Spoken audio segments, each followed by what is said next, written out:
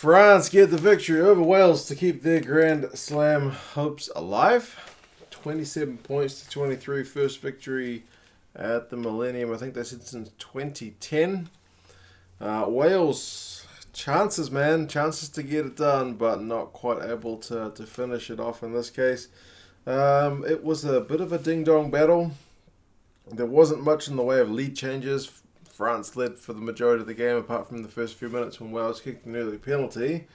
But they certainly threatened to bring it back, and just when they would, France would push it back out. But yeah, pretty good game. I thought certainly not perfect from either side, and I really do think it could have gone either way. Maybe a little bit of reffing controversy. I did stop because I already knew the result. I saw some of the post-match stuff, and yeah, that stuff gets talked about, but I'll probably not focus too much on that, to be fair. But yeah, I mean, like I said, it started with an early penalty for Wales, 3-0. Bigger was fired up, as he tends to be, and that would continue throughout the match. He was one of the better performers for Wales. I did see that there was a bit of talk about whether he should be playing and whatnot, you know, all the concussion issues he had, but he got through the match all good. Bouthier got the first try, though, for France on 7 minutes. It was a high ball, and Halfpenny is usually very reliable under there, but he managed to spill that one under a bit of pressure to take the kick, and the bounce was not a kind one for Wales, but it was certainly a kind one for France. Bouthier gathers it, and he goes in for the try. I think it was Ntamak that put in the kick, so lead changes. He converts the try at 7 points to 3. And the French pressure continued, man. Like, they put through another kick not long after, and Teddy Thomas was in a foot race with Alan Wynne-Jones, which, if you're a Welsh fan, is not a good thing, because as good a player as Alan Wynne-Jones is, I think Thomas is probably a bit quicker, but he didn't manage to stop it before it went out. So he probably could have put a boot to it to keep it in the field of play, but he tried to pick it up, which was probably a good thing. And later on, he would have another time when he was also chasing a kick through, and he tried to kick it and maybe could have gathered it. So perhaps a little bit of his decision-making today wasn't on, but both sides probably had moments of that as well. 10 minutes, a pretty sickening moment, a bigger cross kick, and his cross kicks were useful today. It goes to George North. He competes in the air with Fiku for the ball, and Fiku's elbow just ends up, it's totally non-intentional. It's just both guys competing for the ball. Unfortunately, elbow to the head. There's no penalty or anything because it's just a pure accident and fair contest, but it just elbow to George North's head, man, and then he goes down and doesn't move. With the history that guy's had, you do not want to see that, and he went off for an HIA, didn't come back on. But he did manage to walk off. He even jogged off. He was sitting in the stands not long after, so fingers crossed. It's nothing too major. Hopefully he gets a week off, though, because, yeah, too much of that for that guy.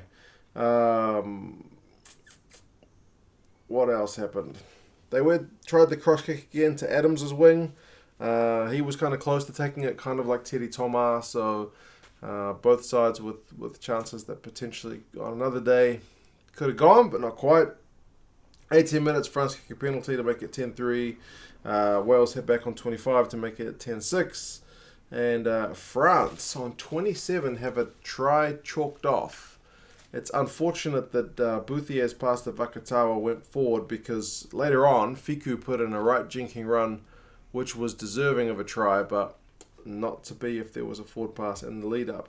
That being said, they don't give up, and I guess that's one thing you would say about this French side, is they do seem to have a real fire in the belly, because from the resulting play after that forward pass, Vakatawa puts in like a tackle on, I think it's Halfpenny, and the ball goes loose, they kick it through, and Parks ends up having to run the ball into touch, like in his own 22, and it's that play that leads to Willems' try on the half-hour mark. So they put in a nice line-out move, and he just powers over. He is a big man. So 17 points to 6.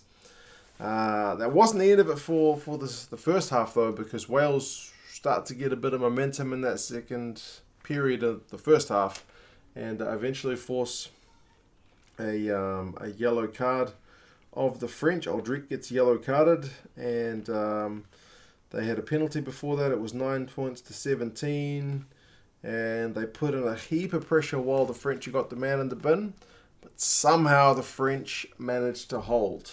You might say Sean Edwards, you might say the players, whatever, the combination of things, man. So their defence was good, and Wales, you'd think maybe a couple of those decisions go left instead of right, or right instead of left, and maybe that's where the space is, but not quite there at times. So yeah, half time, that's how it goes in, 17 points to 9. France still with like 4 minutes of the yellow card to kill off, which they do really well in the second half. Like, the Welsh will look back at that yellow card period, the first one, because there's another one later, as a bit of a regret, because they didn't take any points out of the first one, and they did have the second, but they probably let the first one go, especially.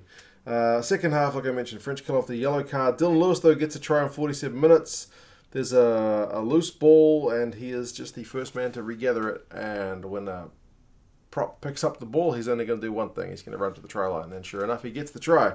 So 16 points to 17 at that point. It's tight, and based on how the first half ended, and then Wales kind of picking up steam after the first 5 minutes of the second half, you think, right, the momentum is with Wales now. They're really gonna pick up and take away with this game, and it looks like they're going to. But then Tompkins' pass, when Wales are seemingly in control, gets intercepted by Ntamak, and he goes down and scores a try pretty much straight away. So it was a big momentum shift. It was a big call on him to go for that ball, because he went for it one-handed and he managed to control it and regather. Like, how many times have you seen a guy go for a one-handed intercept and get yellow carded if he drops it? So good call, and it was 24 points to 16. He gets man of the match, kind of rightly so, in Tamak. So he's only a young man, but he is looking proper good. Like I mentioned, Toma had a nice chance again from a kick through, but couldn't control it. 63 minutes, and Toma kicks another penalty to make it 27 points to 16. That's on 63 minutes, so I guess one thing that's a little bit concerning is maybe they couldn't score any points between there and the closing out of the match. I guess one of the next big moments was 65 minutes. There's a big tackle from Willemse on Ken Owens when I think Josh Adams is standing outside him unmarked. And as Owens is trying to release the ball, Willemse's tackle, his hand comes and whacks the ball. And it looks like a deliberate lockdown, but the ref decides... Oop, hold on a second, the baby monitor's going. Yes, best time to do videos is when the kids are asleep in the day, taking naps. What was I saying? Deliberate knockdown. It kind of looked like a deliberate knockdown. Some of those times when the guy is just going in for the tackle, they say it was just knock on the tackle. The ref went with the decision of the touch judge, who said it was just a knock on the tackle, so nothing happened. So yeah, it was just a scrum. However, after a couple of scrum penalties, Haas gets yellow carded. I think it's only 2 penalties. So maybe the ref, I think maybe he's 1 penalty early with that yellow card. Maybe, just me as a neutral. I thought usually they give the warning, like next one's going to be yellow, unless I missed that. But yeah, maybe that was kind of partly in compensation. I don't know. But either way, it's another yellow card for the French. Demba Bamba comes on, and they're under pressure at scrum time because they've just given away a couple of penalties. And then when he comes on, they win the scrum penalty. And I don't pretend to know enough about what goes on at the scrum to say whether that was legal or not. I saw Wayne Pivac after the game, and he said, nah, he didn't like it. And then I saw Michael Checker after the game, and he seemed to think it was all good. So who do you go with on that one? Take your pick. Either way, though, Wales do manage to get a try through Bigger on 75 minutes. He was kind of in the mood, I guess, just to do it himself. I missed at one point, there was a big kicking duel going back and forth. And eventually Bigger just gets the ball, puts it up, and just regathers it himself. He's just like, stuff you guys, I'm going to just do this. But yeah, Bigger gets the try, makes it 23-27. So it's 7-0 during the yellow card. France do miss a penalty during the yellow card. Jelly Bear misses a long distance penalty, but yeah, that's the way the scoreline finished. 79 minutes though. Wales did have a big chance. Tompkins with a line break. You feel like he just needed to pass. I know it's easy when you're watching on TV, but there's a few times Wales did that in this game where you were just like, just pass the ball. And there's going to be someone in space. Just go this way, not that way. Yeah. Didn't happen. And eventually the French won a penalty through Camille Sharp. And he did a smart thing when he went in. When Tompkins was tackled, he went into that breakdown and kind of made sure that there was clear air between his hands and the breakdown first. So that... he wasn't the tackler, but still he showed daylight, so he wasn't going to get penalised for doing anything nefarious. So, yeah, it's the way it finished. There was handbags right at the death. I think Wales were kind of feeling that one. France seemingly not getting too far ahead of themselves. They are 3 from 3. They do go away to Murrayfield next, which will be a big game. They certainly can't afford to let things slip. France have been pretty good. I don't know that they've yet been like a comprehensive 80-minute team yet. But they've been pretty good. You don't get a 3-0 record if you're a bad team. So kudos to them. They are doing pretty well. Wales, like I mentioned, will be disappointed with the chances that they let slip. They certainly had some. And, they'll be disappointed with Ntamuk's try especially. And I guess the Bouthier one was... bounce of the ball sometimes just doesn't go your way. Not that I'm making excuses for them. That's just kind of the way it is. Final stats, run meters 523 to 460. That's in Wales' favour. Possession 61% Wales. Territory 63% Wales. So on paper they were doing some of the right things. Tackling percentages, both sides in the 80s. 86% for Wales, 87% for France. France had to make 177 tackles. Wales 114. So that's a lot of defensive work.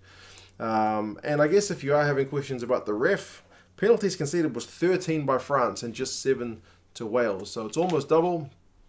So I don't know that he was particularly one-sided. But again, who would be a TMO, as the commentator said? Knock-ons. There were 10 by Wales, 5 by France. I guess it makes sense that Wales has more, given they had more ball. But again, it's an area that is pretty costly. So, yeah, some moments that were, I guess... difference makers, like Teddy Tomar put in a tackle on Talupe Faletau.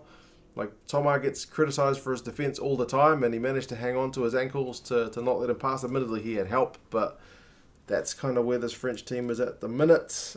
Wales were trying to do the choke tackles a bit early, but they kind of fell away from that as the game went on. Parks at one point, I think like on the hour, he put a big kick out, and it went straight out on the full by a mile. So it's just that kind of clinical edge that was just slightly...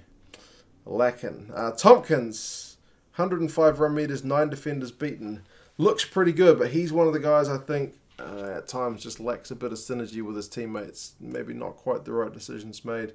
Bouthier for France, 122 run meters, 2 defenders beaten. He looks pretty steady there at the back of that French team, keeping things pretty well under control.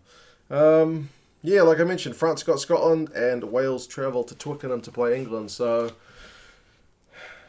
yeah, how things are going to play out remains to be seen. Pivac will definitely want to get things back on track ASAP because he's going to be in Gatland's shadow for quite some time. So only wins will suffice, basically, but it may take a while before they can kind of embed his system into things. For France, like I said, I'm not sure they're there over the 80 minutes as yet, but they're certainly better than the team that they were last year.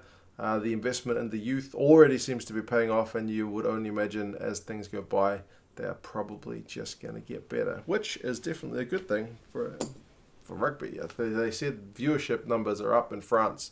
Everyone loves a winner, I guess. But yeah, it's a good thing for the game, so we should all be happy about that. Probably cold news to a Welsh fan right now, but there you go. It was a good game. A bit disappointed I knew the result. It was all over the radio here in New Zealand. I didn't know who scored. I didn't know how close it was. I think they did mention the score, but it didn't really stick. It just stuck that France had got a win. So bit of a sad one, because when it's that close, it's a lot more exciting if you didn't know the result. But I did. I guess that speaks to the magnitude of things that even down here in New Zealand, France getting the win in Cardiff was on the news. But there you go. It's always going to be in the news, but they made a big point of it. Anyway, I'm going to head off to finish the Super Rugby games for this weekend. If you're keen on any Wales or France gear, I'll put a link in the description to England Rugby Store. They sell both. And you can get 10% off that gear if you use the code 2cents10, which is always happy days. Alright guys, let me know your thoughts in the comments. Drop us a like if you're keen, and I'll talk to you soon. See you later.